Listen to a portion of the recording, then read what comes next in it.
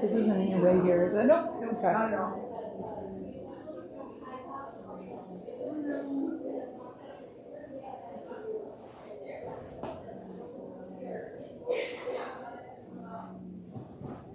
Is this the hemisphere one? How are you? How are you? Good to see you. I miss you. Is this for Emily? Awesome. Emily, yeah. Yes. Branding. Yes. Yes. Yeah, and she's here, but she stepped out. Gotcha. You don't need to be in this class. You're Yes, I like, do. I love Emily. you're the king of branding. I'm here to support her so that she can use me as an example. Perfect. Hi. How are But you? also to build content for her. How was the show yesterday? It was great. Good. Really good. Happy to hear it. Are you like Small weddings, like intimate luxury. yeah, we're like under 60 or like over 150. Yeah. There was like nothing in That's between. in here. Yeah. I'm not going to go to. Really? Like, you got it real. 50s, 60s. Great. Those were always my favorite here. So like under 50. Are you on first show? I love the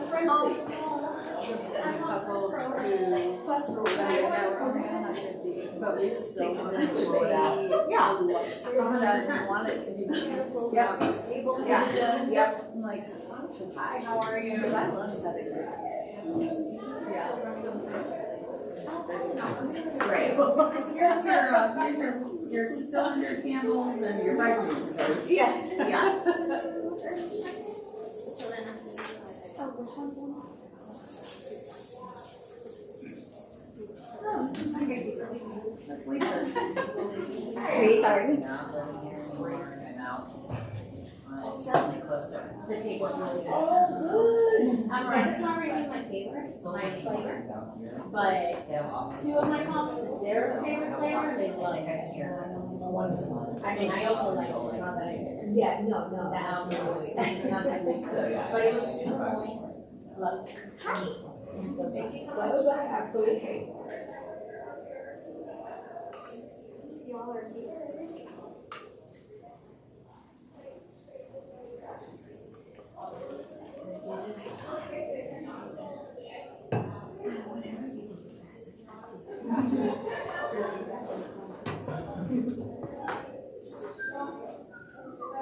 I feel like you kind of close to the key lime pie, right?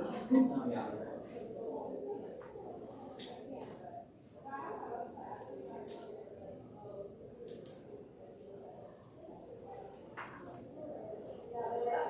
Is that a studio?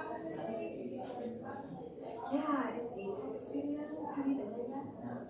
Yeah, it's cool. We actually do, I've done brand photos here, and then we do our Christmas photos there too. Yeah. Yeah, talking about how not a lot of people do these studio photos anymore. Oh, yeah. Yeah. I was like, we do the white studio, just like I get like, I remember when you used to go to Walmart and you used to like dress your family in red. That reminded me, I think I forgot that I was going to mention that, but it's like, That's still cute. feel like our generation that like just does it to recreate the old photos that Oh yeah. Or those Western photos. no, we Those can are so funny. Oh yeah, you can swipe it after that, yeah. Or it's I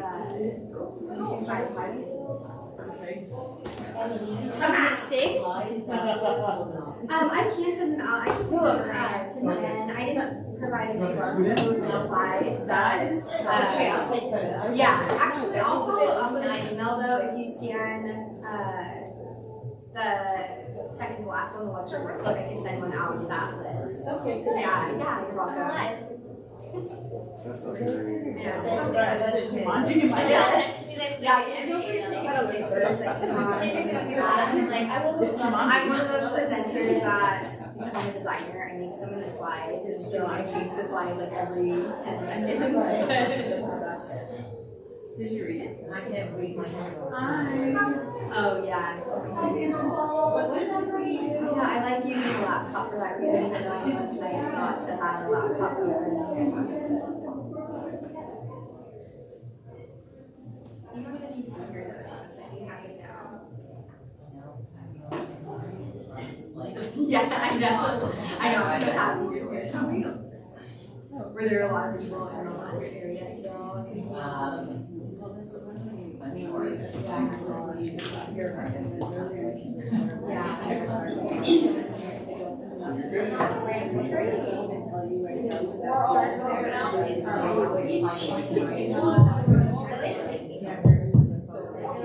We're gonna collect ideas and do I just need to wait whenever? Yeah. Okay, great.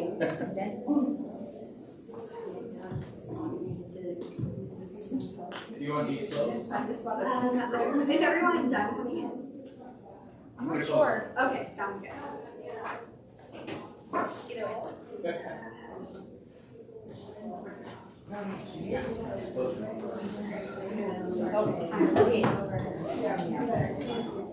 If people want to walk in, like whenever they can.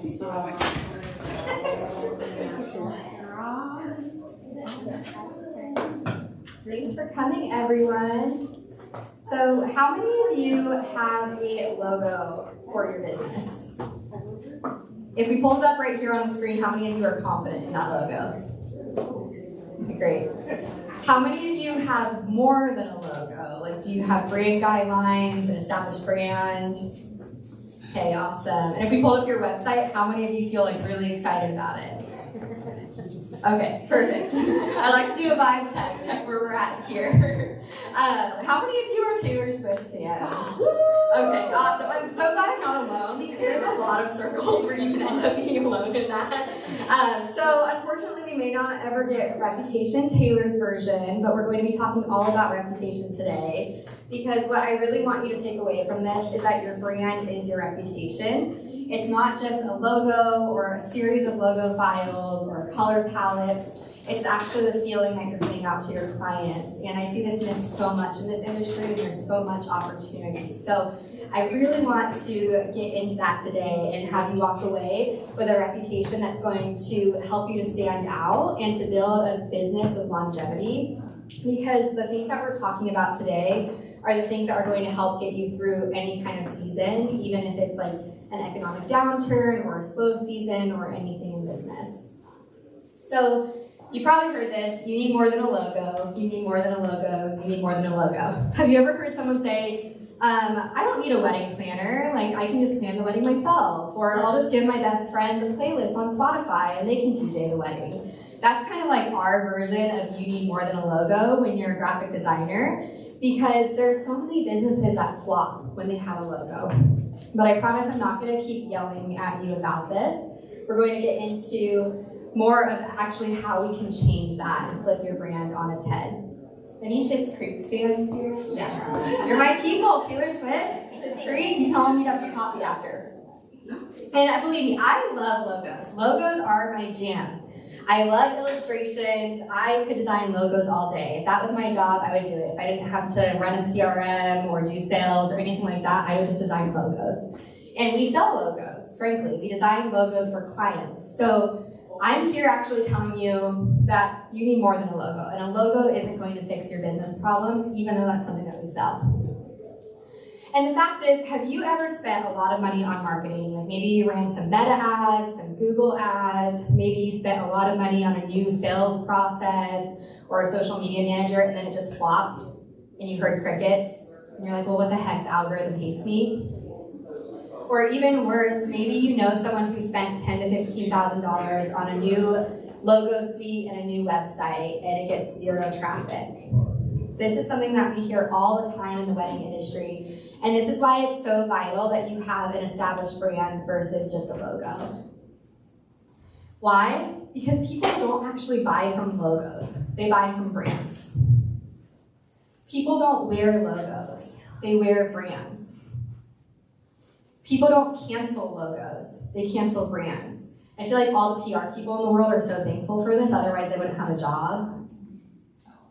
People don't review and refer logos, they refer brands. They refer the reputation that you built up with the core work that you're doing. All of the hard work that you and your personality have put into your business is your brand, and that has to show through your design. And people don't spend thousands of dollars on logos, they spend thousands of dollars on brands.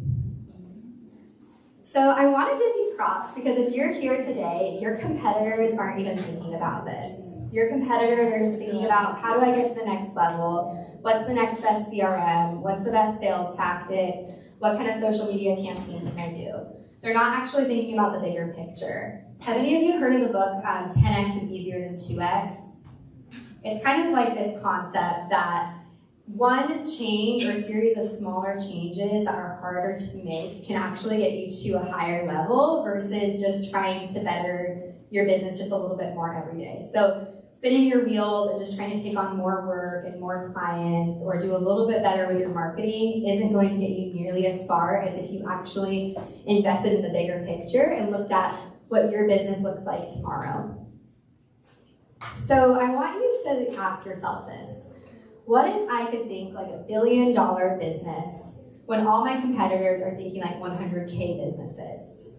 Because when we think about branding in this industry, the fact is most people are thinking like 100K businesses. They're not thinking like these $1 billion brands that we're going to talk about today.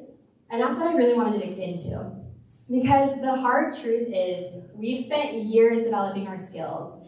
I'm a creative too, and I know how hard it is when you feel like you're spinning your wheels, you're investing in your marketing, you're bettering your processes, you know you're good at what you do, yet when people land on your website, none of that matters. You get 0.05 seconds to impress someone, and I hate to tell you, it doesn't matter if you're better than your competitor, it doesn't matter if your pricing is better, it doesn't really matter what any of the back end of your business looks like if you can't impress them right away with your brand, because that's what they're actually looking at, whether they consciously know that or not. So when they get to your website, what are they seeing? Are they seeing just a logo design, kind of like this AI-generated Samantha Collins photography logo? I love David's presentation today because I feel like AI is being used in a lot of things, and while I don't use it for our creative work, I can use it for like the fake creative work we put in presentations. Or worse, are they actually seeing like an ugly logo, like something that doesn't even represent the brand that you want to put out there? Or are they seeing an established brand that they feel like they can really truly connect with as a client, one that sees them through the sameness that only seems to see couples that don't look like them? The truth is that you can design the prettiest logo, but at the end of the day, it'll fall flat because your brand is made up of what your ideal clients feel about you. It doesn't matter what you think your brand looks like or how you feel about it. It matters what your ideal clients feel about it. So if your clients don't feel like they can connect with your brand, then that's where you lose them. And you probably have heard of that common term, the like, know, trust factor, right? Like how many of you have heard of that in some kind of marketing workshop? This is exactly what I'm talking about. So they have to be able to recognize your brand, connect with it, and then take action. And if they don't do that right away on your website, then that's where you're losing them. So your logo can make you 100K. I've seen it before. I've made 100K in my business with just having a logo. But at the end of the day, it's the established brand that is going to make you millions and millions of dollars over the years. But how do we get people to feel good about that brand? It's kind of like PR. We build it. We build that reputation. And that's why I mentioned Taylor Swift, because she's built that reputation from the ground up. Every single thing that she puts out there is telling a story of what she wants you to think, and she gets to control the narrative. And it's up to you to control the narrative in your business, especially in a time when it feels like maybe there's more crickets, there's more competition. That's up to you to control the narrative of what your ideal clients are seeing. So we're going to cover where I feel like most wedding pros are losing people in the branding process. We're also going to talk about how to mimic the most effective brands in history, billion-dollar brands, and use those same concepts that they use for their business in order to elevate your business. And then I'm going to share 3 details, like 3 nitty-gritty actionable details that I see wedding pros miss. And throughout, I want to give you some more actionable steps of how you can catch your couple's attention through the aesthetics of your brand, the fun parts, and the strategy. But what do I know? So I'm Emily Foster. I'm the owner of Emily Foster Creative. We run a branding, website, and marketing studio from Portland, Oregon, but we've worked with clients everywhere across the United States, in France, and Costa Rica, really all around the world. And we work with all types of wedding pros, from venues to planners to photographers and florists. And over the last 5 years, we've helped over 70 wedding pros build their brands into something that they're really confident about and that they're happy to share with the world. And that not only speaks to their ideal clients and helps them to build high revenue, high profit businesses, but allows them to show up as who they actually are and get to do the work that they want to do. So what we're talking today about is like how to actually take this expertise and build it into a business that rewards you with work that you actually love and aligns clients, not just higher paying clients. Because I think that building a business of meaning is so much more than just the high-end luxury clients. I also have a background, and I know what I'm talking about when it comes to this. So I didn't just pick up a laptop one day and decide, oh, I'm going to design websites. I went through the whole painful process of advertising and design school where they put your work up on a wall and they shame it in front of everyone else. And I've studied the psychology behind what makes a billion-dollar brand. I also have over 10 years of experience speaking about billion-dollar brands, working with household names like Subaru and Cliff Kid, and helping to build those brands and having a real guideline for what good marketing looks like because they have really solid brand foundations. And if you're curious, you can check out my podcast, Engage Your Brand. I feel like 45 minutes is such a short period of time to cover things. So during these episodes, we really deep dive into everything from website platform comparisons to logo design and brand naming. And we have a lot of industry leaders on the podcast too, talking about how they've built successful brands. So here's where you're losing clients and creating overwhelm in the process. If you take a look at this, do any of you have these kinds of problems? Traction or booking, overwhelmed because you're overbooked, you're burnt out, pricing, overwhelmed from marketing. I've had all of these at some point too. I feel like that just kind of comes with the territory of our businesses. And your branding, believe it or not, can help solve all of these problems. That's why your brand is so much more than a logo. We think that it's just about standing out or creating something really pretty that speaks to our ideal clients, but it trickles down to everything else that you do in your business. It's the reason why your business is a brand and why people buy from brands. So the first one is attraction and booking. I see a lot of wedding pros having lack of clarity in their offers.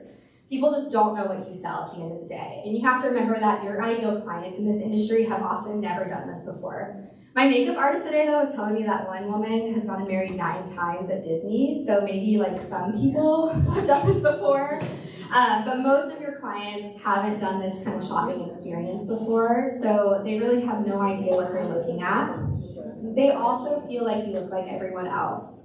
One thing I forgot to share is that I got married 3 years ago in 2022, which was like the most overwhelming time to get married, if you all remember that. There were just like almost no vendors available, which is kind of, I think, ironically the opposite of now. And in the sea of sameness, like everyone looked the same. It's very hard to find a wedding pro that stands out, especially in a saturated market like I'm in the Portland, Oregon area. So it's kind of in some ways similar to Florida where there's just a lot of options and not a lot of people really standing out with substance. Also having a lack of trust in your quality. So if people don't feel like you have good quality when they're going into the process, even if they're swiping a card, they might still feel like you don't actually have good quality when they're working with you, which is part of what leads from overwhelm from being overbooked. So part of that is taking on too low paying of clients. Like how many of you have ever taken on like a DIY couple or a budget couple just because you needed to put money in the bank? I get that. But having a higher end brand allows you to show up and raise your prices so that you can have higher end clients. And talking about that trust and quality, if you've ever had someone that like pays your highest rate and they still don't trust you, have any of you had like a really luxury client that like they had no problem paying on time or paying extra, but they were micromanaging you every single step of the way? Having an established brand helps you to prevent that because it shows you as the expert and people feel confident investing in you because they know that what you're talking about and they aren't going to be questioning you every single step of the way. Of course, there are still going to be stragglers sometimes, but when you can kick off that process with confidence and a kind of established feel, that's when you are going to set that off on the right foot. And then pricing. So pricing and branding really go hand in hand. You can't have high pricing with a low-end brand. You can't have low pricing with a high-end brand. It's not going to work either way. So you really have to find that kind of equilibrium to be able to raise your prices. And it can go either way. Like you can get on a sales call and you can have someone who's shocked that your prices are so high. Obviously that's really common. I think we've all been there, like, oh my gosh, you charge that? And you're like, yeah, it takes 10 billion hours. Like, of course I charge that. But then also the opposite can happen where people are like really shocked and like a little insulted that you charge so little. They're like, are you sure that you can actually carry this out? And can I trust you to put on a good wedding or event? So that pricing is going to change when you really take the time to invest in your brand and your reputation. It's also going to boost your confidence. This is the quickest ROI that we see from our clients, like overnight. They feel confident showing up. I don't know how many of you have ever been at a networking event or like a summit like this and someone asks about your website and you're like, oh yeah, just like only look at the homepage, or it's under construction, my assistant is getting to it, or oh, it's something that's on the back burner, we don't really get clients through our website anyway, so we don't really need to focus on it. Whatever disclaimers you have can go away when you've taken the time to invest in your brand, and you don't have to keep warning people and showing up in that kind of shaky confidence way. Then overwhelm from marketing. So the burnout and the stress that comes from having to do the same thing over and over again with your marketing.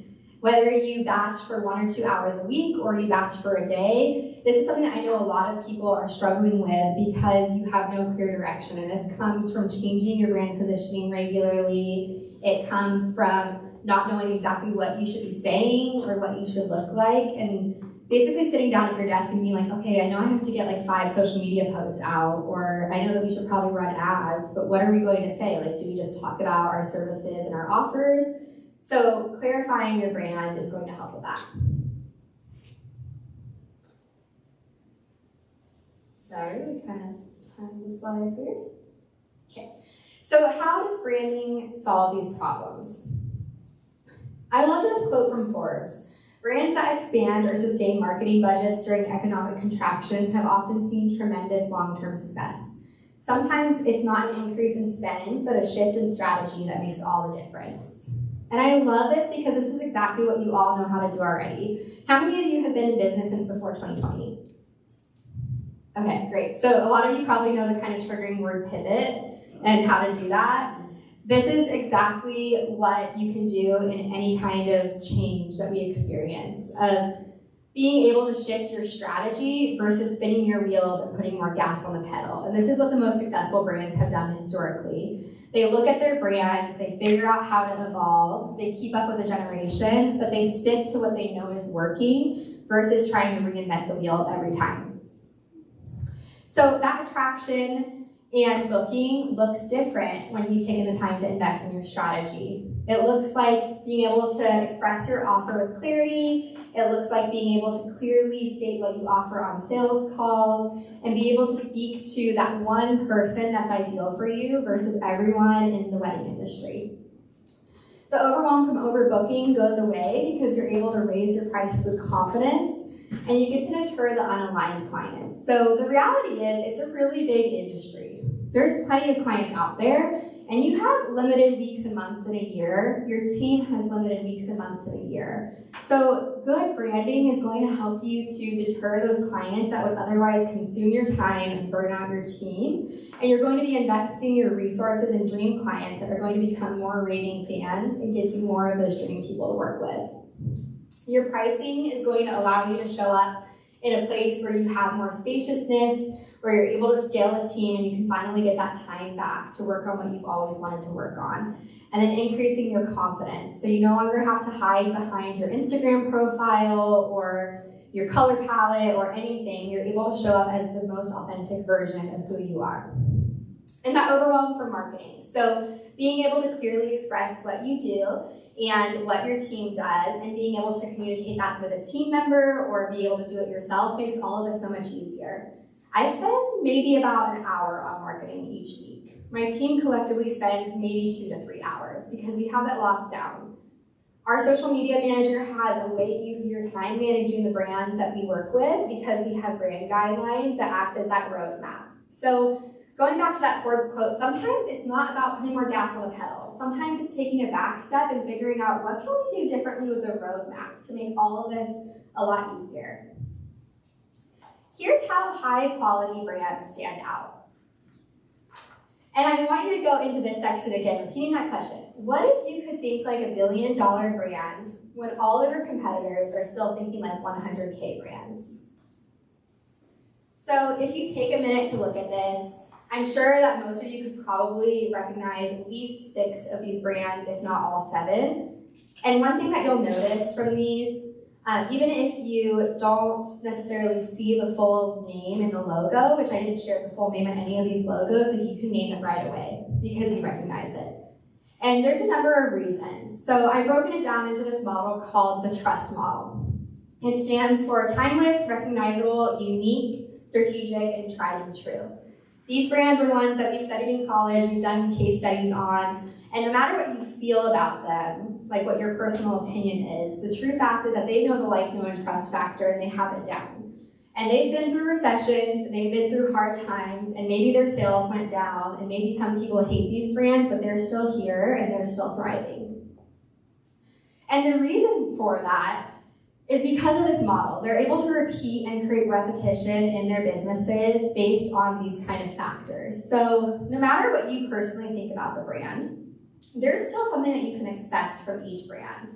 And I also want to take a step back and think about that because as you scale your brand to $1 billion brand, which maybe in our industry looks more like a multi-million-dollar brand, there are going to be people that don't like your brand. There are going to be people that leave bad reviews, they're still not going to like what you offer, and that's okay. Like, you're still going to attract those people sometimes, that's just going to happen as you get bigger. But what we're trying to do is we're trying to attract more of the intentional masses, and that's exactly what these brands have done. So no matter what you think of the coffee or the soda or the athletic products, you can expect these messages. You pretty much know that with Starbucks, you're going to get a slightly higher end chain coffee experience. They have a third space feel, so while every location is kind of different, it's going to be kind of like that cozy feel. And it's going to be kind of like a step up from your regular drive-through coffee experience.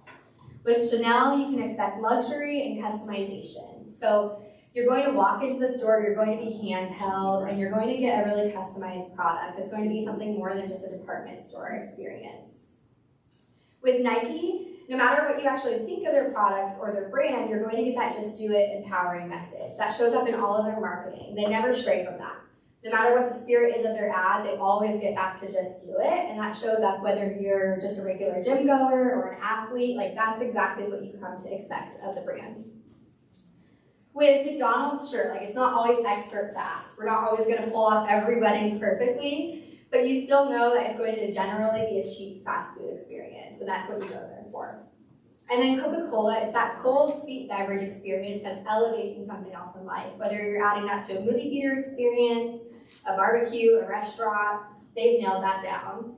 Christian Dior is all about luxury craftsmanship. They're going to provide a more high-end experience, whether it's more of the beauty side or the fashion. And then Apple is going to provide that simple, clean design. Even if you're more of an Android fan, which from the looks of like David's crowd, I don't think there's a ton of Androids in here, then it's still going to be simple and clean. That's what people like it for, and that's why it works amongst their competitors. So it's really this trust model that has allowed these brands to get those points across and to be known for these things that people will spend lots of money on, because these are all, while like sometimes more affordable options than others, they're still premium options for like their sector of the market. And remember this, 81% of consumers need to trust a brand before buying. So I think this is even more true in these kind of times that we're in, where people are more skeptical, where they're holding on to their dollars a little bit more. And I need to tell you that I'm a Gen Zer, and this is only going to become more true with the next generation. We're doing our research, we want to know the people behind the brand, we want to really know kind of everything about what we're investing in before we spend the money on it. So this trust model works for that, of building trust, literally, that's why I called it trust. I could have like called it Turst or something. And then also contributing like all of the different pillars. So let's get into it. The first pillar of the trust model is timeless. So when I talk about timeless, I want to share all of these pillars in theory, by the way, like so you can look at the big picture and then also break it down to actionable steps of like things that you can change in your business starting tomorrow.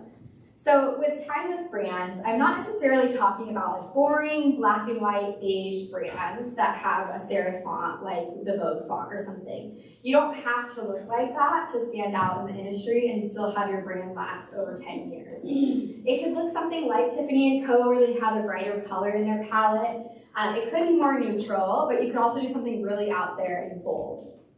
It means really that your design can withstand the test of time. So you're not having to change it all the time. And it's something that lasts because your brand isn't something that you would invest in for 2 years or 5 years. Even in this industry, your brand is something that you can invest in 10, 20, 30-year lifespans.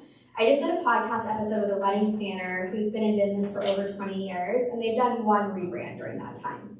And it was because their first brand wasn't actually even done by a professional designer, but that brand carried them through over 20 years of business. And they just did a rebrand a few years ago. And they're really successful. She's built a team of like over 25 wedding planners, and she's been able to carry that. So that's the kind of brand success that I want you to have, and being able to introduce that into your market. It's also scalable and adaptable. So all of those billion-dollar brands that we're talking about, they started with just like a one-person show. And they built a team based on a brand identity that could grow with them. So this is about building a brand identity that like works for you now, but also works for you in 10 years. Now in practice, this looks like having something that you can scale with. So I recommend a color palette of 4 to 10 colors.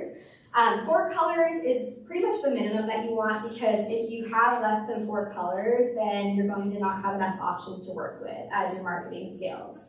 If you have more than 10 colors, and that's kind of where you get into muddy water, and you don't really have a consistent enough message for people to notice it over time. You also don't want to base your colors on trends. So you want to choose these based on color psychology and strategy. And you want to actually understand your audience, understand what you're communicating, and be able to get that across through your color palette, not based on what you personally like. And then logos. So logos should be vector files. If you've ever seen a pixel-based file, or like if you downloaded a picture and then you blow it up and you see a bunch of pixels, that's a sign that it's a pixel-based file. So with a vector-based file, it's going to look good if it's shrunk down on a pen, but it's also going to look good if it's like blown up on a billboard. And then for being successful with this, I want you to ask yourself, and like really get critical with it. If my brand were created 5 years ago, would it look good with this branding? Or would it look a little bit like outdated or too trendy? And if it were built 5 years from now, would it still look good? And I think that's where a lot of wedding pros get lost, because they're looking at trends. They're just going along with what they think looks good, especially because we're so creative-minded and we're paying attention to what looks good and what works and what's trendy right now versus what maybe isn't as visually interesting. So some signs that your brand isn't as timeless. You're refreshing or redesigning your brand every 2 years. I don't know about you, but I see so many wedding pros get into a spot where it's like, oh, we're slower in business. I think we just need to rebrand. Like, I think it's just that people don't like our colors anymore. That's why we're slow. Or I'm bored and I just want to rebrand. Or I don't like the color green anymore, so I'm going to rebrand. That's what we want to avoid. Using the color of the year, I see people getting so excited about the Pantone color of the year. Sometimes it works, but most of the time it's not a good fit for your brand just because it's the color of the year. And if you don't have all the logo files you need, we're going to talk about that more in depth, but actually having those vector-based files and having a logo suite versus just 1 or 2 logos is going to be what helps you to scale this. And then also looking outdated. So if it looks like it was created in 2010 or even 2016, like did you know that people are having 2016 parties now? Like they're throwing themed parties based on the year 2016. So if it looks like it was created in 2016, your clients will notice. Like college-aged people are throwing 2016 sorority parties, so they'll be able to tell that your logo is outdated. All right, the second pillar of the trust model is that your brand is recognizable. So this basically means that your brand is imprinted in the minds of your ideal clients and your current and past clients because of some differentiators. Statistics show that consumers are more likely to remember a color than its name. So if you think of a home improvement store that has bright orange in its brand, or if you think of a soda brand that has bright red, or if you think of walking around this resort and seeing a very specific color, like what will you walk away with when you imagine the color palette from this resort? That's exactly what I'm talking about. So having distinct colors or some other kind of design use in your business is going to help you build this. So in theory, it looks exactly like that. Having a unique headline on your website, having a catchy brand name, having a very unique mark. Like when you look at the Nike swoosh, no one else really has that kind of mark that would be considered a competitor. And then also having something memorable that people can take away that's easy to remember. So it should be complicated enough that it stands out, but simple enough that it's like the Mickey Mouse ears or the Nike swoosh or the golden arches from McDonald's, and people can memorize that. So in practice, this looks like creating a mark, kind of like what we did for our client Lace Envy Alterations. They're a bridal alteration specialist in Washington State. And so the LE are essential to their monogram, and we could have just typed out an LE for their monogram. But what we wanted to do was create an actual story behind it that would be memorable. And if anyone copied this, it would be pretty clear that they copied it because it's so different from what other people would have. So that's exactly like one way to make it recognizable. She launched her brand last year, so building this over time and sharing it again and again, which we're going to get to that pillar later, is going to be something that helps sets her apart. You could also include a bold accent color. So if you do a quick Google search of your niche in the wedding industry, and then you look at like all of the different places in your area, like the top 10 to 15 SEO results, you'll be really surprised by the people who stand out just because they use one specific color on their buttons, or they use one color in their headlines, or on their top navigation. Like in our industry, it's actually a lot easier to do unique positioning because you are able to stand out so much more easily because so many people are relying on neutrals. And one way to practice recognizability in your brand is to ask yourself, if someone saw a piece of my marketing, would they know that it comes from my business? So would it be distinct enough from other people, and would it have some sort of memorable detail to it where people could actually guess that it was coming from my business? Some signs that your brand isn't recognizable. I hate to tell you the flower circle. I put this into AI. I don't know how many of you have seen a wedding planner or a photographer. I'm so sorry if I'm calling someone out right now, but I had to just do like a one-sentence ChatGPT search to be like, hey, design me a wedding planner logo with flowers in it, and this is what I got. So that's one sign that your brand isn't recognizable if you're relying on these kinds of trends and these like cliches in the industry. Also, if you're using a lot of neutrals, or if you're just using your name typed out in Canva, that's going to be a sign that it's too simple. And I know that we get like positive praise from family and friends and other people in the industry of like, oh yeah, that looks great. But we're going to get into actually running this by your ideal clients. So trustworthy quality brands are unique.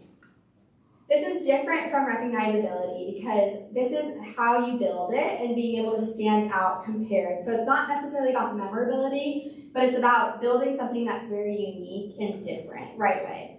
So I don't know how many of you have noticed the arrow that points to the right in the FedEx logo. This is an example of that. They could have just built a logo that had a box, or it had a truck, or it had like a doorstep. They could have done something very simple, and they still ended up with something simple. So it still checks that recognizability box, but they did something different and unexpected, and that's exactly what I want you to do in the wedding industry. So one rule of thumb, like in theory that I would use, I'm not a lawyer like Brayden, but what I would do is build a mark that's going to stand out where if you saw something like it, it would be pretty clear that someone had to see your brand first in order to build it. Like if they clearly had to copy you to build the brand, then that's a sign that you're unique enough. But too often in the wedding industry, if they could copy your brand by having 2 C's or like 2 M's or just a regular monogram in the logo, then you don't really have legal ground to stand on, and your brand isn't unique. So it's not going to help you with that positioning as much. So you want to balance this line of fitting in the industry. So we're not building dental and law brands or mechanic brands. We still want to feel like wedding businesses for our clients, but we also want to do the extra research to make sure that we're standing out. And that can apply to everything from your copywriting, to your imagery, to your logos, your color palette, your typography. So in practice, 2 rules of thumb that I love to use when designing a logo suite are custom illustrations. I love hand-drawn illustrations or some kind of illustration that feels the brand style, and then also typography manipulation. So outlining the actual text of the logo and then making updates to it versus just using your name typed out in the text box. And then also brand strategy. So going through a phase of understanding your ideal client, researching your competitors, understanding what makes you different, and really digging into that pricing strategy and that market strategy is going to be essential for making sure that you're unique, because it's clearly laid out when you do the research first of like, okay, this opportunity would help me stand out.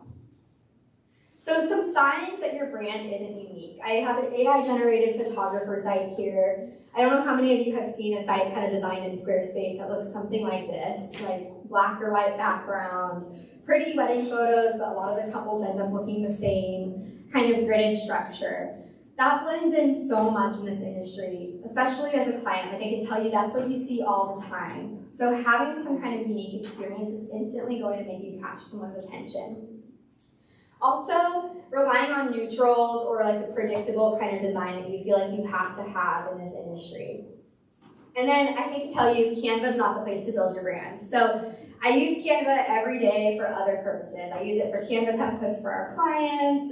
We use it for like short form video editing, but it's not the place to build your brand because you can't do those other tips that I recommended of text manipulation or illustrations. And that's going to not only lead to like potential trademark issues down the road, but it's going to lead to your brand not feeling unique and blending in with all of the other wedding pros who are using Canva for their logos. The next pillar is strategy. So trustworthy brands are strategic. They're doing their research. Granted, these businesses have millions of dollars in their marketing budgets to do focus groups, but you can do a focus group too. You can get out there and do market research with your dream clients. You can interview some of your past favorite clients and ask what stood out about you and collect this data. You can also research your competitors. Like you can look and do some research before you get started on your brand.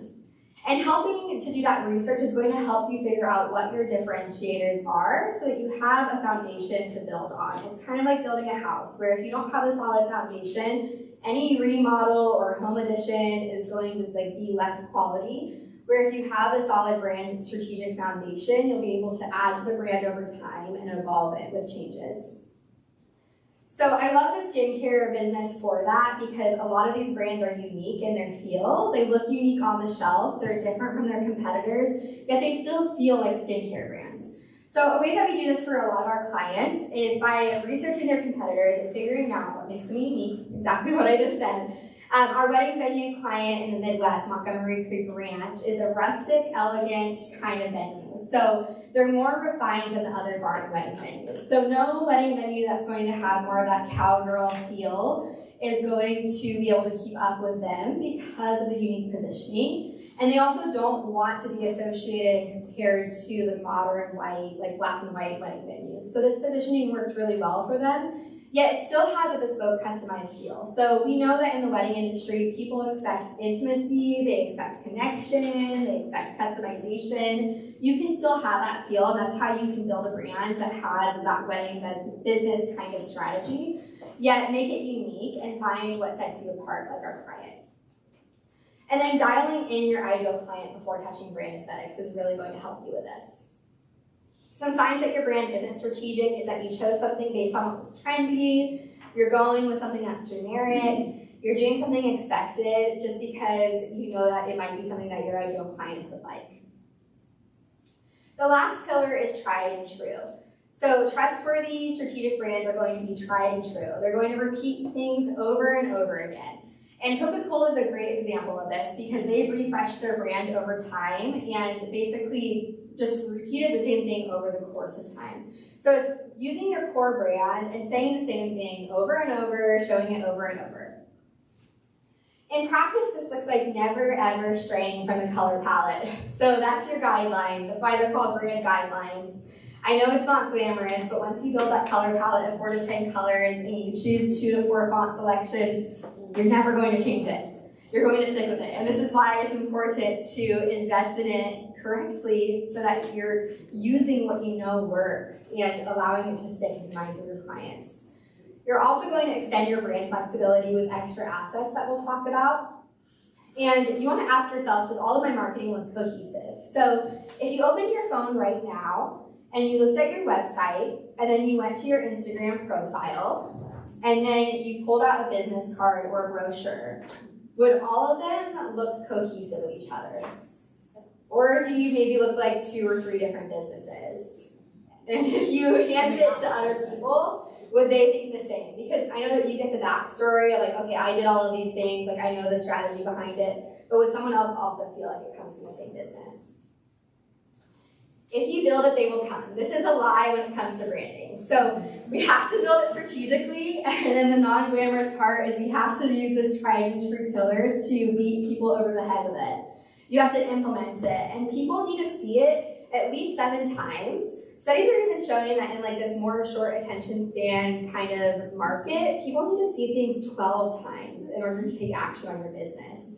So it's showing up in a lot of different ways like this. You can take a picture of this if you want. This is my branding web where everything stems from your brand strategy. So your patterns and icons, your logos, colors and fonts, everything comes from that strategy that we talked about. And then everything in your marketing comes from all of that. So everything should feel connected and cohesive, and this is an easy map where if you create all of this, you can easily repeat your brand 7 to 10 times, 7 to 12 times to your clients. So signs that your brand isn't tried and true is that you're swapping your brand out regularly, and you and your team have no idea what they're doing when they get to their marketing. So it has to do with kind of that overwhelm that we were talking about. If you sit down and you have no idea what to say, or your VA or your social media manager has to go through like 10 rounds of revisions because they have no idea what your content should look like, this is a sign. And I want to encourage you, just when you're getting sick of seeing your brand is just when it's starting to work in the minds of your clients. I hate this blue. And I almost wore red shoes today because I kind of felt like it looked better with the outfit, but I was like, no, blue is on brand for me, so I'm going to use blue. It's those kinds of decisions where like I'm just tired of seeing this blue, and we're in the middle of a website redesign, and we're still using this blue. We're not changing the brand. We are changing our marketing up and refreshing things and updating it, but we're sticking with the brand because I know this is what works. For speaking to our clients, I know it's what allows us to showcase our work and communicate the value of what we do. So it's not glamorous. This isn't meant to be like a sparkly kind of thing. This is meant to build a foundation that you can have $1 billion business on. So here are 3 brand assets that you might be skipping because I see a lot of wedding pros skipping these in their businesses. The first one is secondary logos. So actually having a logo suite and an entire library of logos that you can use. So this is an example from one of our recent clients, KS Otter Events, a wedding planner on the East Coast. And these are just 6 of, I think, like the 10 different logo variations that we gave her in her suite. And this allows her to express different things. She can express her brand values, she can use a monogram, she can use a custom illustration. This doesn't even include the primary logo, that's like the main business name that she would have on her website. So having these variations allows you more flexibility in your marketing. Brand photography or pattern direction. This is going to make a huge difference in extending your brand past just logos. So you can use these as backgrounds, you can add these as, honestly, like tissue paper patterns and client gifts. This is going to exude that feeling that you want to express in other ways to your clients and in your marketing. And then brand guidelines that come with a brand voice guide. So literal pages that tell you and your future team, because even if you don't have a team now, you could have a team someday. Like it tells you what to say and how to sound. Some other things that I wanted to include are brand color codes, typography, logo direction, so do's and don'ts for your logo, photography and pattern direction. Most of our client brand guidelines are over 50 pages because it's so much context into what they can use in their marketing, and it includes so much about their ideal clients. The shortest ones are like maybe 23 pages when we just do like mini brands. So let's end with, is it ever okay to use just a logo? Because a lot of designers will say no, but I'm going to say yes. We do take on clients every now and then where they pay a way lower price to get just a logo. And it's because of certain uses. So if you're adding like a leg or an addition to your business, then I think that's a time where it's appropriate to add just the logo. And an example of this is my podcast. When I built it, I literally just designed like this logo for the thumbnail, and that's the only kind of new branding content that I made, because we were going to carry the rest of the Emily Foster creative brand across to the podcast. So you really have to ask yourself, am I sticking with the same colors and fonts and the same feeling of the brand when I add this new venture, like if it's a mentorship or a coaching program or something like that? Am I going to use the same feeling? Or is it going to be a different ideal client and this doesn't even apply to the new brand? Because then you might have to consider more of a new custom brand for your client, for your new addition to the business. So if you want to bring this all together and get more actionable steps, I recommend downloading this workbook. I don't have the slides to follow up with, but I'll follow up in an email later this week and send you all the slides if you get on this list. So this luxury brand workbook, I usually charge $57 for. I'm offering it for free to CFWA attendees. And it's going to include more of the brand strategy work, diving deep into who your ideal clients are and your positioning, and then actionable steps for the aesthetics of how you can make your brand look elevated.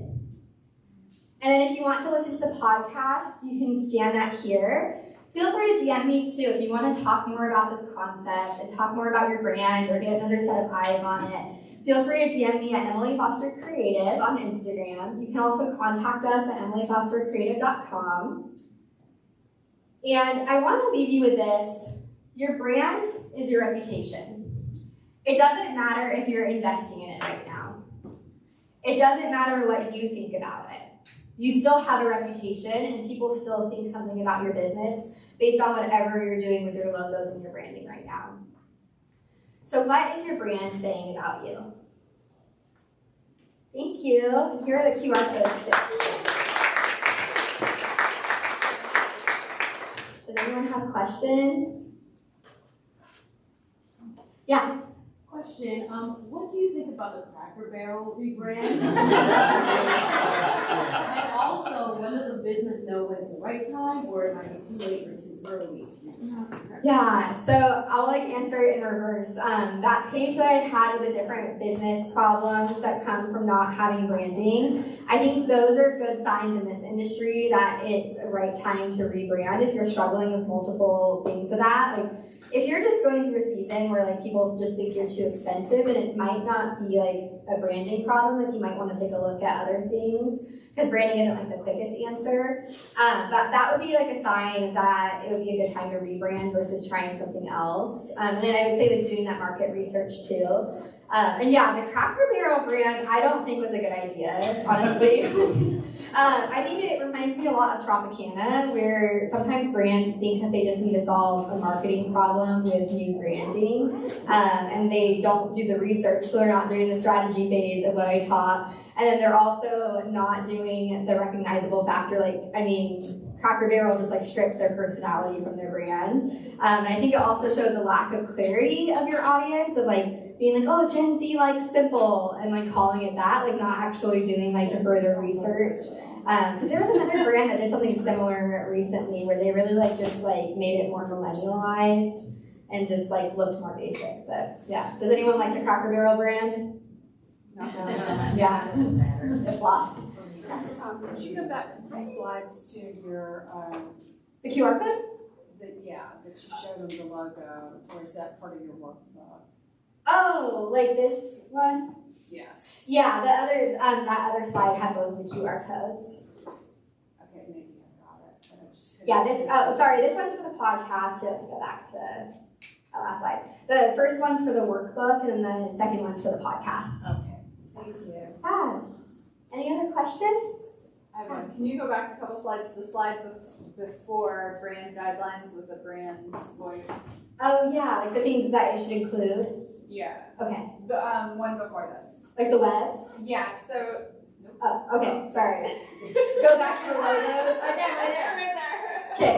Okay. So when you're talking about brand photography or these pattern directions, what items are you talking about? Like, where should this appear? How should this be utilized? Yeah, it's a great question. So the background of social media graphics is great if you ever post graphics, like with availability or quotes or anything like that.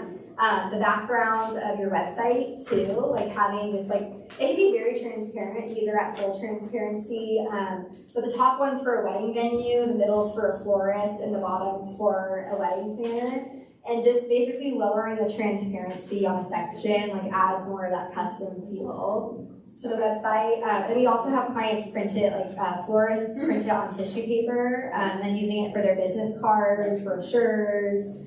We've had people like also do like merchandise with it. You can print it that way. So yeah, there are things like that when we're building a brand, sometimes clients don't know what to do right away with it, but they find it can use maybe a year or two down the road. Okay, I have a follow-up question to this one. So as a florist, when I can obviously hire a photographer and to come in and do branding photography for me, but when I go to weddings, I'm at the mercy of the style of whatever photographer is at the wedding. So it can vary widely. So if you're looking to say, like, per se, you were looking at my Instagram page, one style may not look or represent the next style of the other photographer. So how do you handle that in terms of having that consistency across your brand? Yeah, so this is actually a stock photo for the florist. So we're not advertising this as like her floral work. So like controlling that narrative of choosing the photography that you want to showcase like as part of the brand would be different than like what you like add as a collaborator on your Instagram. So you could still say yes to sharing that work, and I would, because that's a good like marketing networking strategy. But I would refrain from putting it on your website if it doesn't fit with more of the work that you want to do. And then I wouldn't be scared of like getting stock photos when appropriate. Like we're only using this in the background, so as long as you're not advertising it of like this is what your work will look like with us, then that's okay. Yeah. So when you're talking about Instagram feed and so forth, where that's what you guys, Gen Zers, are going to, would you not think that, like what Sarah's talking about, where it's a photographer that has for show work, even though her work is, I'm sorry, I have to use the word, her work is fabulous. Having two different profiles where you advertise one, which is the crappy work, and then the other, which is, because that crappy work might fit that budget bride, but if she shows both in her Instagram feed, I think it would confuse.